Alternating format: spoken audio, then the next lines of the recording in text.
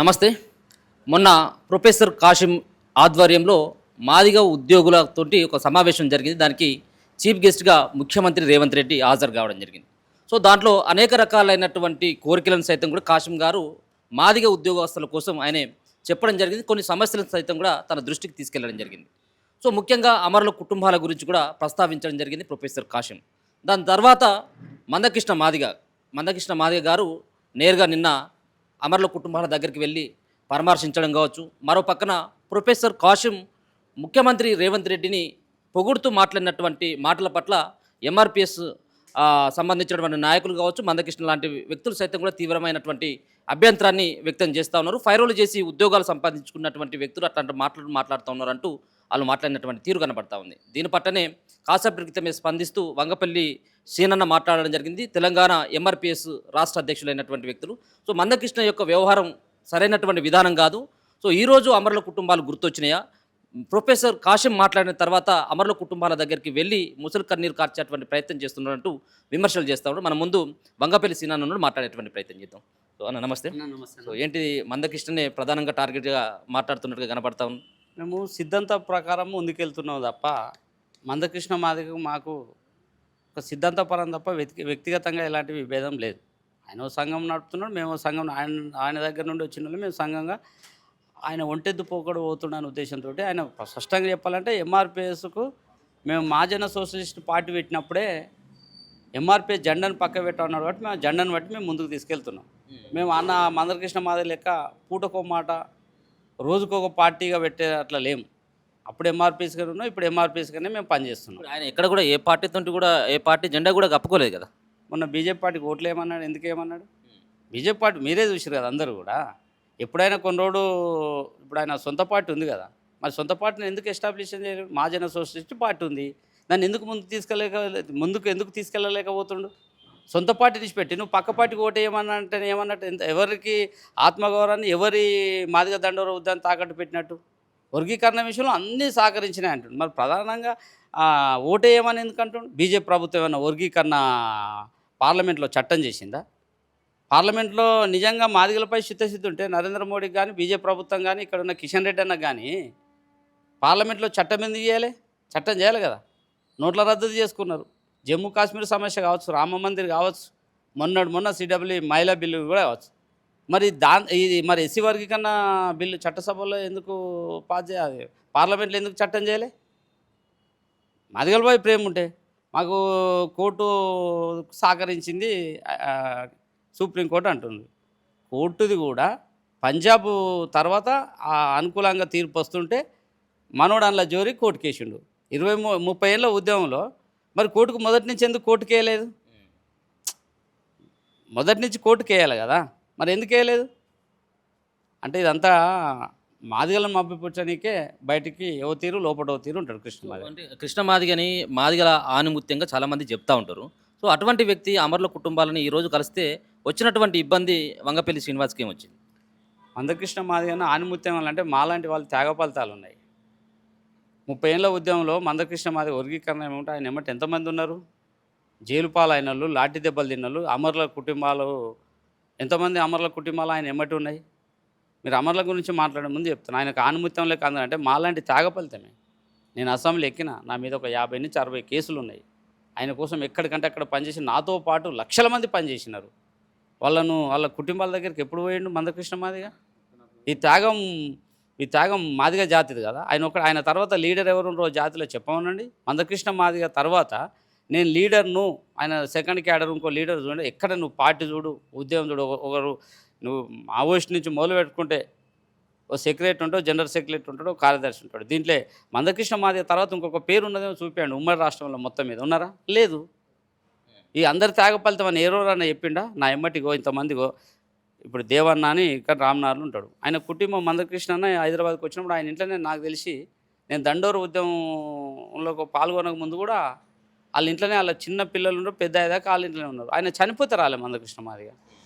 వీళ్ళు ఆయన అమరుల గురించి మొన్న కాశీమన్న మాట్లాడంగానే నిన్న అమరులను కలిసిండు.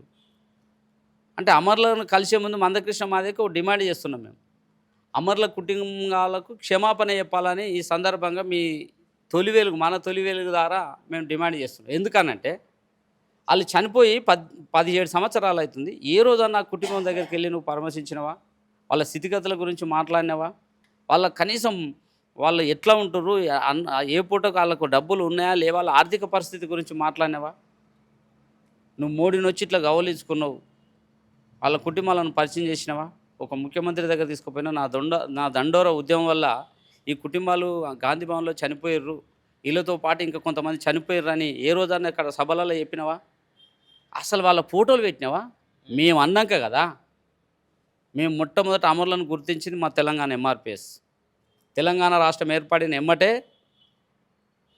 తెలంగాణ ఉద్యమం ఎంతైతే న్యాయమైందో దండోర ఉద్యమం కూడా అంతే న్యాయమైందని డిమాండ్ చేసినాం. ఆనాడు ముఖ్యమంత్రి కేసీఆర్ను ఒప్పించినాం. డైరెక్టు రవీంద్ర భారతిలో ఆనాడు మంత్రిగా ఉన్నాడు, టీఆర్ఎస్లో ఉన్నప్పుడు రాజేంద్ర అన్న, హరీష్ అన్న, కేటీఆర్ వీళ్ళందరి సమక్షంలో 14 కుటుంబాలకు మేము ఆర్థిక సాయం చేయించినాం. ఆనాడు డిమాండ్ పెట్టినాం, ఒక ఉద్యోగం ఇవ్వాలని పెట్టినాం, అమరులకు ఒక స్తూపం కట్టాలని పెట్టినాం, హైదరాబాద్లో నర్ రోడ్డు మీద ఎకరా స్థలం ఇవ్వమని చెప్పినాం. తర్వాత వాళ్ళకు ఇల్లు ఇవ్వాలని డిమాండ్ చేసినాం. అదే డిమాండ్ మొన్న ప్రొఫెసర్ కాసిం గారు రేవంత్ రెడ్డి ముంగట మాట్లాడడం జరిగింది. సో అంటే అంటే ఏకపక్షంగా రేవంత్ రెడ్డిని పొగడుకుంటూ ఏదో భుజాల మీద మోసినట్టుగా ఆయన మాట్లాడేటువంటి విధానం సరైంది కాదు. మీరు రెడ్లయితే మేము గూటం రెడ్లు, మీకు మాకు సంబంధం ఉందన్నటువంటి తీరుగా మాట్లాడడం అది మీరు దాన్ని సమర్థిస్తున్నారు? అది కాసిముకు ఆ ఎంప్లాయీస్కు సంబంధించిన మీటింగ్. అది ఎవరికైనా ప్రజాస్వామ్యంలో స్వేచ్ఛ ఉంటుంది. ఆయన ఆ విధంగా దాన్ని మాట్లాడుకుండు. అది రేవంత్ రెడ్డిని పొగిడిండా, ఇంకొకరు పొగిడిండా? మరి ఈయన పొద్దున్న లేస్తే మోడీని పొగుడుతుండు. మరి ఈయన మోడీకి అడ్జస్ట్ అయినట్టేనా మరి మందకృష్ణ మాదిగా? ఆయన ఏ స్వలాభం కోసమో ఏదైతే దండోరాలో చనిపోయిన కుటుంబాలను వాళ్ళకు ఒక ఉద్యోగం ఇవ్వాలన్నాడు, ఒక ఇల్లు ఇవ్వాలన్నాడు, ఒక జాంబవ స్థలం ఇవ్వాలి, గుడి అది ఒక జాంబవ భవనం గుడి కట్టాలని ఆయన డిమాండ్ చేసిండు. సరే, ఆయన పొగుడుతని ఇస్తాడా లేకపోతే రెడ్డికి ఇస్తాడా? ఆ సంఘం నిర్ణయం బట్టి వాళ్ళు డిసైడ్ చేసుకుంటారు. నువ్వు వ్యతిరేకిస్తే సహజంగా వ్యతిరేకించు, కానీ 5 రోజు కోసం వేసినావు. ఇప్పుడు మందకృష్ణ మాదిగకు ఆ ఎంప్లాయీకి సంబంధం లేనప్పుడు ఏముంటుంది అన్న? నాకు ఆ మీటింగ్ తోటి సంబంధం లేదు భయ్, ఆ మీటింగ్కి ఎవరు పోకున్నా అంటే అయిపోతుంది. నీకు దండోర వల్లనే నీకు పేరు వచ్చింది, నీకు దండోర ఉద్యమం ద్వారానే నీకు జాబ్ వచ్చింది అంటే కాసిం చదువురానోడా? చెప్పండి. ప్రొఫెసర్ కాసిం గారి గురించి మనం చెప్పడం అవసరం లేదు. బాపనులతో సమానంగా చదివే కెపాసిటీ ఉంది. అంటే ఒక అణగారిన కులాలు పుట్టిన ఒక ఎస్సీ మాదిగ కమ్యూనిటీలో పుట్టిన ఆయన ఓపెన్లో కూడా ఆయనకు ఆ టాలెంట్ ఉంది. అది అందరిది. అది కృష్ణ మాదిగకు తెలియదా? ఆ విషయం తెలియదా? మాట్లాడేటప్పుడు నాకు తెలియదా? ఆయనది ఎంత త్యాగం ఉందో నాకు తెలుసు. అది ప్రతి కరపత్రం ఆయనది ఉంది. ప్రతి మాదిగ మీటింగ్లు మేమంతా ఉమ్మడిగా రాష్ట్రం ఉన్నప్పుడు అంతా కలిసి పని చేసేటప్పుడు ఆయన లేకుంటే ఏ కరపత్రం రాసిండు మందకృష్ణ అన్న? కాదని చెప్పమని మందకృష్ణ ఆయన త్యాగం లేదని చెప్పమని. ఎక్కడ ఫైరో? ఆయనకు టాలెంట్ లేదా? ఫైరోనట. అది ఆయనను అడగమనండి. ఇంకో విషయం చెప్పాలనా? మందకృష్ణ మాదే నీకు కాశీం నీ జాబ్ ఉంది కదా, నువ్వు జాబ్ ఊకో అని చెప్పిండు. ఆయననే సాధించిండు. ఆ జాబ్ ఏడమాలలో పోతుందానో, మాదే కమ్యూనిటీ పెద్ద ఉంది, నా టాలెంట్ ఉంది, దాన్ని కుట్ర చేసినప్పుడు ఛేదించింది నేను కదా మందకృష్ణ నాకు చెప్పింది. అప్పుడు చాలా అత్యధికంగా నేను ఆ టైంలో మనము బాగా చెప్పేటప్పుడు మన మాట వినేది. అంటే జెన్యున్ అనే విషయం. జాబ్ వద్దని చెప్పిండు. ఆయన ఎమ్మటి ఉండే క్లాస్మేట్ సూర్య అని ఉంటాడు. ఆయన క్లాస్మేట్ మందకృష్ణ మాదిగ గారు క్లాస్మేట్. అడగండి, ఇప్పుడు ఆయనను అడగండి. అన్యాయం జరుగుతుంది, కాశీమన్న వద్దంటే సపోర్ట్ చేయకుండా ఆయన టాలెంట్ ఆయన ఓపెన్లో ఉన్నది. అది ఎస్సీ రిజర్వేషన్ పోస్టే. ఓపెన్లో కూడా దానికి ఎవరు సరిగొడాడు. కాశీమన్నకు అన్ని అర్హతలు ఉన్నాయి. అన్యాయం జరుగుతున్నప్పుడు కదా చెప్తే కదా మళ్ళీ కాశీమన్న ఇంటర్వ్యూ పోయింది. ఈయన జాబ్ ఇప్పించిన అంటాడు. ఆయనకు చదువు రాదా చెప్పండి? అంటే ఇది ఫైరో చేస్తే నువ్వు చేస్తావు ఫస్ట్. నేను సూటిగా అడుగుతున్నా మందకృష్ణ మాదిగ గారిని, నీ బిడ్డకి సీట్ ఎట్లా వచ్చింది చెప్పమని, నీ కొడుకు విదేశాల్లో ఎట్లా వచ్చింది చెప్పమని. ఫైరో వేయలే కదా నువ్వు. అది చెప్పకపోతే మేము చెప్తాం. ఎక్కడ మాట్లాడండి, ఎక్కడ ఎవరు సీట్ ఇప్పించారు మేము ఫైరో చేసి నువ్వుండి ఇతని మీద నువ్వు ఆరోపణలు చేస్తే కరెక్టా? నువ్వు కదా ఫైరో చేసింది. నీ బిడ్డ సీట్ ఎట్లా వచ్చింది? MBBS seat. నీ కొడుకు విదేశాలకు ఎట్లా వెళ్ళండి తెలియదా? ఫైరోలు ఎట్లా చేసి నేను చెప్తాను. మేము దగ్గరుండి చూసిన వాళ్ళం, కానీ ఏ రోజు కూడా మేము ఇట్లా చెప్పలేదే. మందకృష్ణ మాదిగ గారికి విజ్ఞతకు వదిలేసినాం. అట్లా ఉన్నాం. ఇప్పుడు మాకు తెలుసు కదా, నేను దగ్గర కీలకంగా పనిచేసినోని.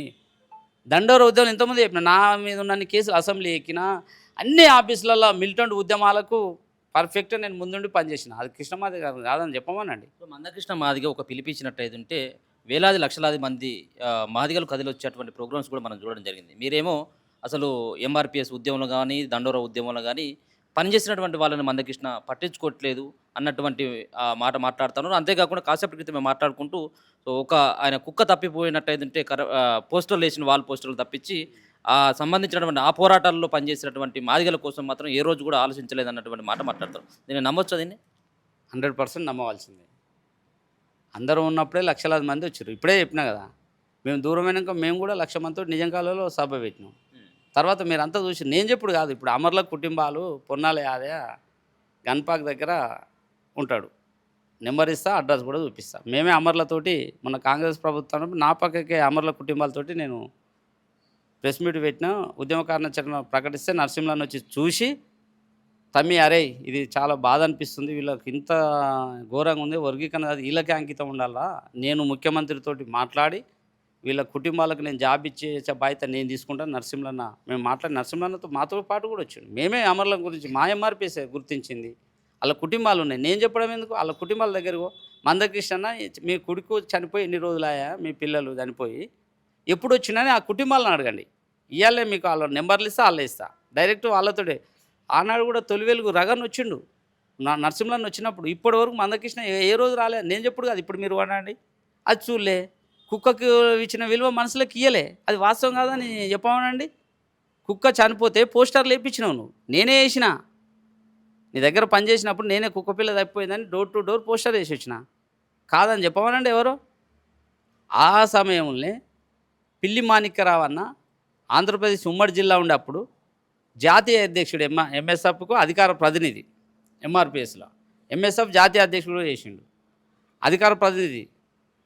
వాళ్ళ అమ్మ బాగలేదు, నాగేశ్వర్ రెడ్డి హాస్పిటల్ ఏది ఏషియన్ ఇన్స్టిట్యూట్ ఆఫ్ గ్యాస్ట్రాలజీ దాంట్లో వాళ్ళ అమ్మ అడ్మిట్ అయింది.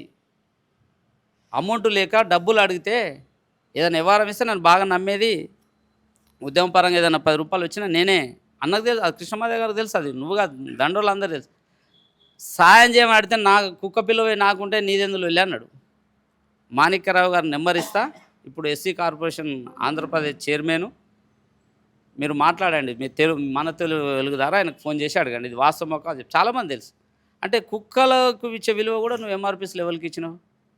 నిజంగా ఇప్పుడు అమరుల గురించి మాట్లాడాడు కృష్ణ, నువ్వు అన్నవి ఇంతకుముందన్న తెలంగాణ ఉద్యమంలో అమరులు చనిపోయినప్పుడు అమరుల తల్లుల కడుపుకోతాని మహాసభ నిజం కాలంలో నిర్ణయించడం జరిగింది. త్యాగాలు మాయి భోగాలు మీయి, ఈ త్యాగాలను ఎందుకు గుర్తిస్తలేరని నువ్వు కేసీఆర్ గారిని అప్పుడు ఉద్యమంలో నిలదీసడం జరిగింది. మరి మా దండోర ఉద్యమంలో, మన దండోర ఉద్యమంలో అమరులు చనిపోయినప్పుడు నువ్వు వీళ్ళని ఎందుకు స్మరించుకోలే? ఎక్కడ వాళ్ళ పరిచయం చేయించాలి, వాళ్ళ తల్లిదండ్రులను ఎక్కడ ఫోటోలు పెట్టియలే మీటింగ్ల దగ్గర? మీరు ఎక్కడన్నా అప్పుడు చూడండి, మేము అనకముందు ఏ ఒక్క ఫోటో అమరుల ఫోటో పెట్టినో బ్యానర్ల వాళ్ళ గురించి ప్రస్తావించడం మందకృష్ణ మాదని అడగండి. 17 సంవత్సరాలు అవుతుంది చనిపోయి, ఈ రోజుకు వాళ్ళ ఇళ్ళకి నిన్న తప్ప ఎప్పుడు పోయినావు?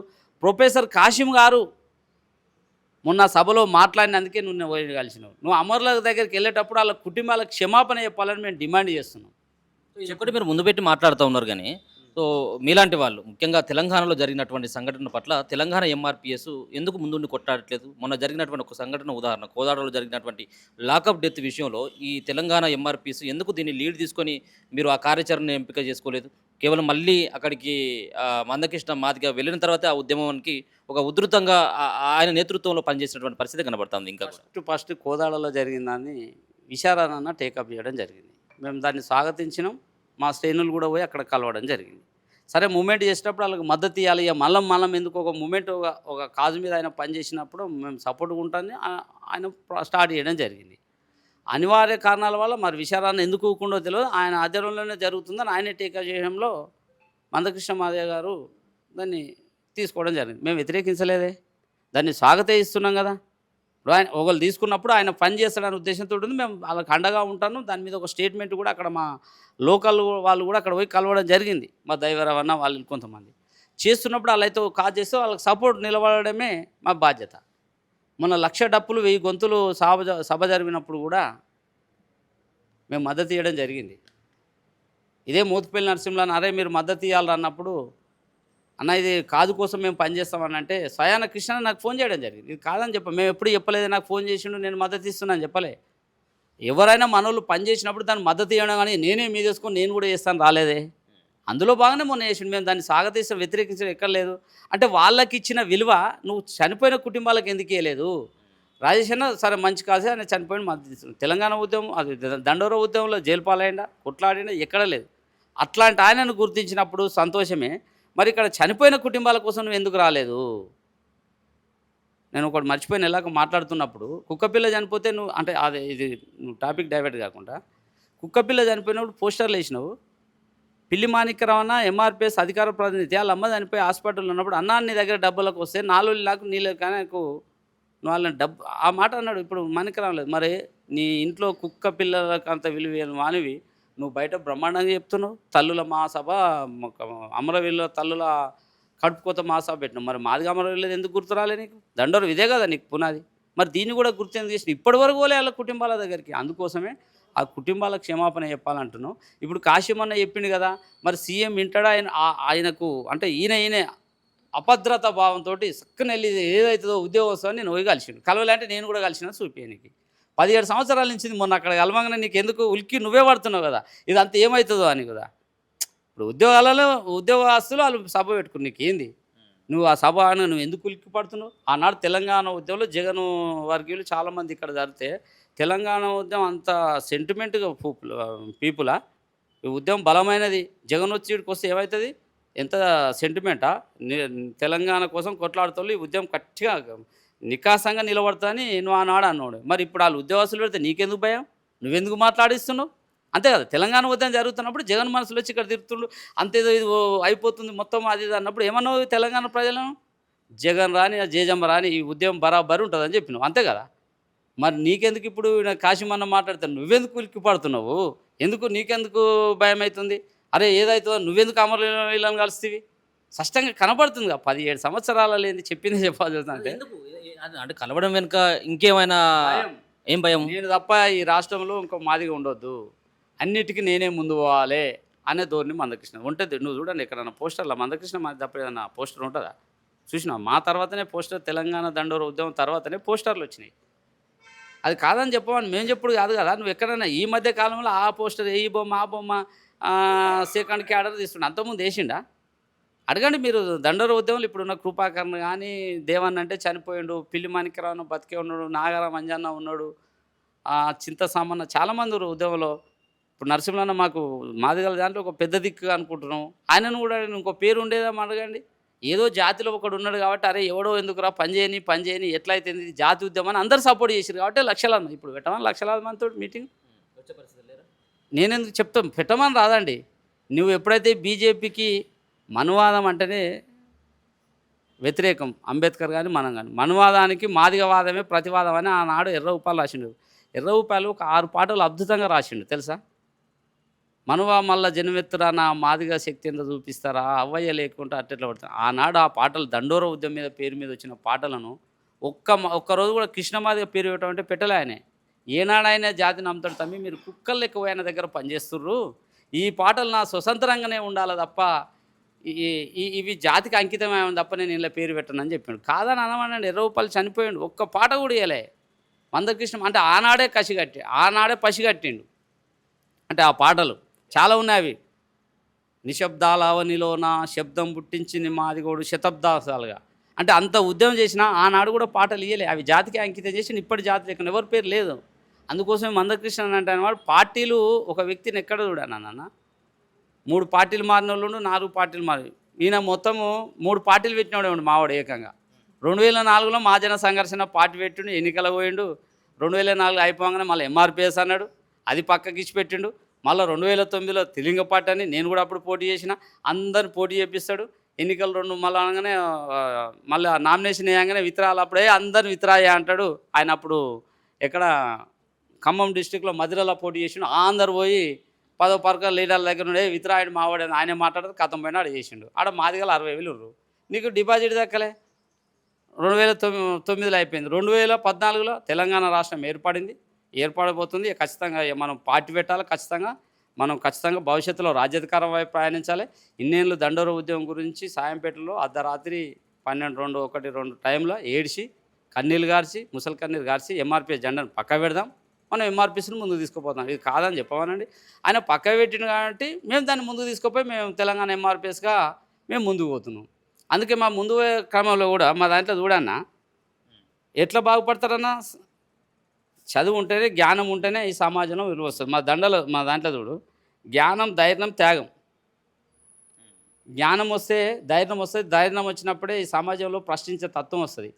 విద్య లేకపోతే పూలే అన్నాడు, వినయం లేదు, వినయం లేకపోతే జ్ఞానం లేదు, జ్ఞానం లేకపోతే ఈ సమాజంలో మనుషులకు విలువే లేదన్నాడు పూలే. దాన్ని అంబేద్కర్ అవలంబించిండు. కాంశీరామ్ రాజ్యాధికారం ప్రయాణించిండు. నువ్వేం ప్రయాణించినావు?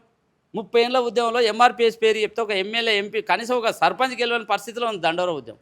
నీ సొంత పార్టీని పెడితే పక్కకు పెడితే మళ్ళీ ఎంఆర్పీఎస్ అని వస్తే మళ్ళీ రాజ్యాధికారం. ఇదే టైము ఒక పార్టీ కోసం చేస్తే ఇవాళ ఎమ్మెల్యేలు అయిపోతారు. ఇదే టైం నువ్వు అన్ని సబ్బండ కులాలను కలుపుకొని ఒక మూమెంట్ ఎందుకు చేయాలి అంటే నువ్వు చూడు, ఒక పార్టీ చూడు, 3 పార్టీలు పెట్టి ఎక్కడున్నావు, లాస్ట్కి నీ సొంత పార్టీని కూడా నువ్వు డెవలప్. ప్రదీప్ గౌడ్, ఇప్పుడు నువ్వు ప్రదీప్ గౌడ్ నీ ఎమ్మటుండా, మహాజన సంఘ సోషలిస్ట్ పార్టీ అధ్యక్షుడు, రాష్ట్ర అధ్యక్షుడు, నీ ఎమ్మటుండా ఇవాళ? ఆనాడు దండోర ఉద్యమకాలను ఎమ్మట్టున్నారా? అసలు ఆ కాజుబాయి పైన పోయినావా? లాస్ట్కి వచ్చి నువ్వు బీజేపీ తాకట్టు పెట్టి నువ్వు బీజేపీ వైపు నువ్వు ప్రయాణాన్ని తీసుకుపోతున్నావు. మాదిగ జాతి అంటేనే విప్లవం, మాదిగ అంటేనే ఒక అమ్మతత్వం, ప్రేమతత్వం, ఉద్యమాలకు పురిటిగడ్డలు ఎక్కువ మాదిగలు ఉంటారు. అట్లాంటి జాతిని తీసుకుపోయి నువ్వు మనవాదాన్ని తాకట్టు పెడితే ఇంకేమైనా ఉంటుందా? అందుకోసమే ఖచ్చితంగా అమరుల గురించి కానీ మాట్లాడే హక్కు, నైతిక హక్కు మందకృష్ణకి లేదు. ఇలా కాశీం గారు మాట్లాడారు కాబట్టే ఇలా నువ్వు అమరుల దగ్గర పోయినా అని మేము స్పష్టంగా చెప్పి, ఇక్కడి నుంచి అయినా నువ్వు మానుకో. ఆయన ఉద్యమంలో ఎంత కీలక పాత్ర ఉందో ఇలా మేధావుల సభ జరిగింది నీవు దండోర ఉద్యమంలో అరగోపాలలో చాలామందికి ఏటర్ శ్రీనివాస్ లాంటి వీళ్ళంతా ఎవరు వాళ్ళు తెలియదు, అందరూ తెలియదు. వాళ్ళకి నీ గురించి తెలుసు, వాళ్ళు నీ గురించి, వీళ్ళంతా ఆయన కీలక పాత్ర లేదా? 2004 నుంచి మొదలు పెట్టుకుంటే నీ కరపత్రము ఆయన లేకుంటే ఏ కరపత్రం వెళ్ళిందో కృష్ణమాది అని చెప్పమానండి. ఆయన టాలెంట్ లేనోడా, ఉద్యోగ సబ్జెక్ట్ లేనోడా, 5 రోజెస్ ఇచ్చినోడా, సమాజాన్ని అడిగి చెప్తాడు. ఏ సబ్జెక్ట్ మీద మాట్లాడమని మాట్లాడలేడా? అట్లాంటి ఆయన మీద బురద జల్లుడు. అందుకోసమే కాశీం లాంటి మీద విమర్శలు మానుకోవాలి. మందకృష్ణ అంటే వాళ్ళు మాట్లాడనియొద్దని కూడా మేము అప్పీల్ చేస్తున్నాం. ఇలా నువ్వు అట్లా మాట్లాడడం వల్ల సమాజం నిన్నే తూకొడుతుంది. ఎవరు నీ మీద కొంచెం వ్యతిరేకం చేస్తే కథమయ్యా. ఇప్పుడు మాలాంటి వాళ్ళు ఎందుకు దూరమే? నీకోసం ఒకప్పుడు ప్రాణాన్ని త్యాగానికైనా మేము సిద్ధపడ్డాం. అసెంబ్లీ ఎక్కినాం. నేను అసెంబ్లీ ఎక్కినప్పుడు పీజీ అయిపోయిందండి నాది. అసెంబ్లీ ఎక్కితే 6 నెలలు జైలు పోతారు, కాల్చడం కూడా తెలుస్తుందని అందరూ తెలియదు. కాల్చడానికి కూడా వెనకాడరు పోలీసులు, అవునా కదా? మరి ఎందుకు ఎక్కినాం? జాతి కోసం ఎక్కినాం. సురేందర్ మాదిగా చనిపోతూ కూడా నాకు వర్గీకరణ కావాలని కొట్లాడిండు. చనిపోయినప్పుడు ఏడు మోతుపల్లి నరసింహన్, లేకపోతే ఆ ఫ్యామిలీ నిన్ను ఆ రోజే నిన్ను బహిష్కరిస్తుండే. అప్పటి నుంచి ఇప్పటి వరకు పోకపోతే అది అంతర్కేలు జరిగి నుంచి ఇవాళ పోయి నువ్వు ముసరు కన్నీళ్ళు కాలి.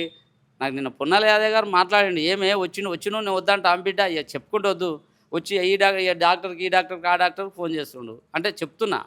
ఎవడైనా శత్రువు వచ్చినా గౌరవించాలి మన సంప్రదాయం.